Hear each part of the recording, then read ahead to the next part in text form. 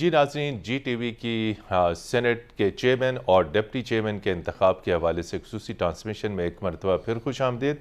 हमारे साथ तज्ज़िया और तबसरों के लिए मौजूद है मुल्क के मुमताज़ सहाफ़ी तज्ज़ियाकार मज़हर बल्लाज साहब। मज़हर बल्लाज साहब, खुफिया कैमरों का जिक्र हो रहा था, मुस्लिम लीग नून का जिक्र हो रहा था, हाफिज़ अब्दुल करीम का जिक्र हो रहा था, तो कुछ इतलात ये भी हैं कि कुछ वोट जो मुस्लिम लीग नून के हैं, एक तो कुछ उनके सेनेटर्स जो हैं गैर हाजिर हैं, एक तो वो ऑटोमेटिकली गिनती में से कम हो जाएंगे, और कुछ मुबैना तौर पे पीटीआई दावा कर रही है कि नून लीग के कुछ अरकान संजरानी को वोट देंगे। क्या इसमें भी कोई हकीकत है? अच्छा, इसमें दो बातें हैं। एक तो ये है कि मसलन उनके एक सेनेटर हैं इसहाक डार जी, उन्होंने ना ओथ लिया ना वो आए, हाँ। 3 साल बीत गए, वो वोट कम हो गया, ज़ाहिर है गिलानी साहब का। अब 22 सेनेटर ऐसे हैं जो आज़ाद हैं इलेक्शन कमीशन के, हाँ उनकी कोई पार्टी नहीं। 22 सेनेटर्स, जी हाँ। बिल्कुल। अब उसमें से मुस्लिम लीगियों की अक्सरियत है। अगर हमारे नाजरीन को याद हो कि पिछली मरतबा इलेक्शन कमीशन ने फैसिलिटेट किया था मुस्लिम लीग नून को, और जिन सेनेटर्स ने नवाज शरीफ के दस्तखत से टिकट जमा करवाए थे, तो वो चूँकि नवाज शरीफ साहब नाहल हो गए थे, तो हुकूमत उनकी थी, तो उनको इस तरह फैसिलिटेट किया गया कि जी आप आज़ाद हैसियत में लड़ लें। तो लिहाजा वो आज़ाद हैसियत में लड़े। अब उन पे कोई पार्टी डिफेक्शन क्लास नहीं लगती, इसलिए वो आज़ाद हैं वोट देने। वो आज़ाद हैं। वो अगर पकड़े भी जाएं तो कोई कार्रवाई नहीं। वैसे तो ये खुफिया वोटिंग हो रही है, लेकिन मैं कहता हूँ अगर पकड़े भी जाएं तो उन पे डिफेक्शन क्लास नहीं लगती। जैसे ओपनली गए हैं सेनेटर दिलावर खान, उन्होंने कहा है कि भाई मैं तो संजरानी साहब को वोट दूंगा।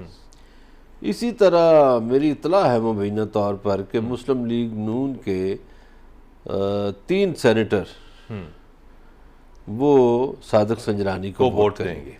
उनका मौक़िफ़ है, वो कहते हैं कि सादिक संजरानी जो है उसकी शख्सियत दागदार नहीं है।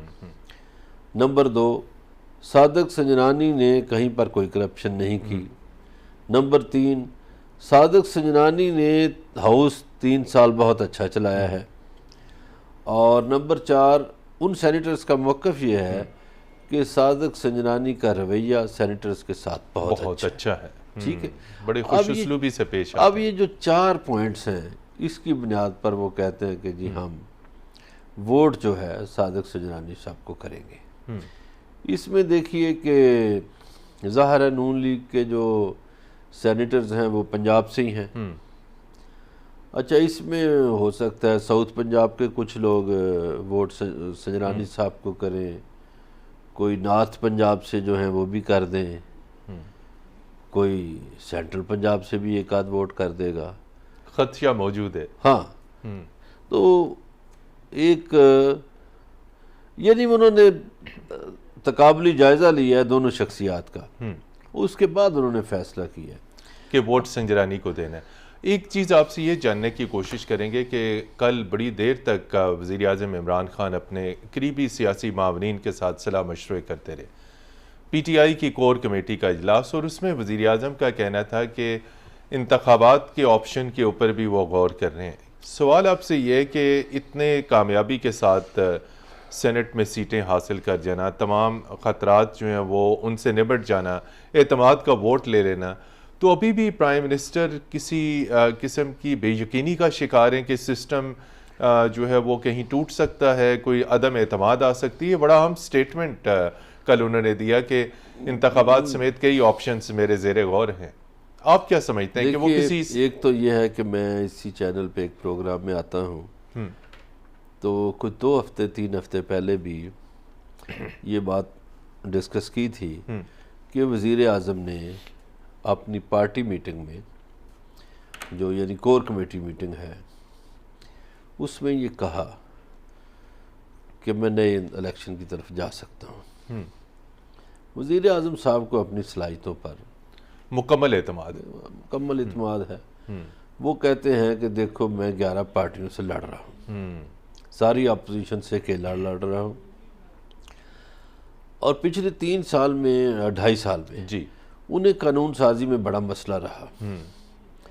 फिर अपोजिशन के दावे हैं कि मैदान में आओ, और फिर ये भी ख़तरा मौजूद रहता है, ये सही है कि हर वक्त अदम एतमाद की तलवार लटकती है। कभी स्पीकर के ख़िलाफ़, कभी वज़ीर आज़म के ख़िलाफ़, कभी वज़ीर आला पंजाब के ख़िलाफ़, तो उस तलवार का भी इलाज उन्होंने करना है। तो इतला है वैसे मुबैना तौर पर कि वो सिस्टम से मायूस हो चुके हैं। वो वज़ीर आज़म ऐसा ही सोच रहे हैं कि ठीक है चेयरमैन सेनेट हमारा बन जाए, सारा हो जाए, लेकिन उसके बाद असम्बलियाँ जो हैं तहलील कर दी जाए, नया इंतखाबात, नए सिस्टम में या नए इंतखाब की तरफ जाया जाए। अच्छा, जो बात हम पहले कर रहे थे इस हवाले से गिलानी साहब और संजरानी के जो चेयरमैनशिप का इलेक्शन है, मुस्लिम लीग नून के अंदर एक मजबूत लॉबी का मौक़िफ़ ये है कि इस सारे खेल में मुस्लिम लीग नून ने क्या कमाया। ये जो हमने इतना शोर डाला, ये जो हमने इतनी रैलियां की, ये जो हम इस्टेब्लिशमेंट के ख़िलाफ़ बहुत बोले, ये जो हम पीडीएम का बहुत साथ दे रहे हैं, इसका क्या नतीजा? इस सारे धंधे में हमने कमाया क्या? अच्छा, जवाब आता है कि कुछ नहीं। 3 सूबों में मुस्लिम लीग नून का कोई सेनेटर नहीं, सफाया हो गया। ना सिंध से कोई सेनेटर, ना बलोचिस्तान से, ना केपी से, पंजाब से हैं जी। अब सेनेट में नून लीग के वोटों से अगर चेयरमैन बन जाते हैं यूसुफ रजा गिलानी, तो नून लीग को क्या मिला? पीपल्स पार्टी तो एडजस्ट होती गई। पीपल्स पार्टी की सूबे में हुकूमत है सिंध में जी। पीपल्स पार्टी का पहले भी डिप्टी चेयरमैन था सेनेट का, अब उन्होंने प्रमोट करके अपना चेयरमैन बनवा लिया। अच्छा, जो डिप्टी चेयरमैन का ओहदा बचता था, नून लीग की उस पर नज़र थी।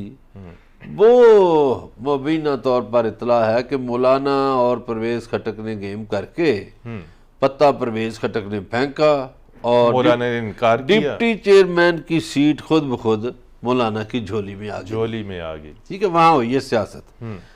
अब वो जो नून लीग की सीनियर लीडरशिप है, वो सोचते हैं कि यार इस सारे खेल में हमें क्या मिला। यहाँ मैं एक और शख्सियत का तज़किरा करूँगा। एक तरफ तो देखिए पीपल्स पार्टी के चेयरमैन और को चेयरमैन का जिक्र होता है कि वो फैसले करते हैं और उनके फैसलों के सामने कोई बोलता नहीं। अब दूसरी तरफ नून लीग देख लीजिए, वो उसके चेयरमैन बेचारे को पता ही नहीं कि किस किस को सेनेट का टिकट मिला और उसको क्यों नहीं मिला। वो राजा ज़फ़रुल हक साहब खामोशी से बैठ गए हैं। तो यहाँ चेयरमैनशिप में भी फैसलों में बड़ा फ़र्क है। यहाँ पर लेते हैं एक ब्रेक के बाद आपकी खिदमत में फिर हाजिर होंगे। सेनेट के चेयरमैन और डिप्टी चेयरमैन के लिए GTV की ख़ुसूसी ट्रांसमिशन जारी रहेगी, हमारे साथ रहिएगा।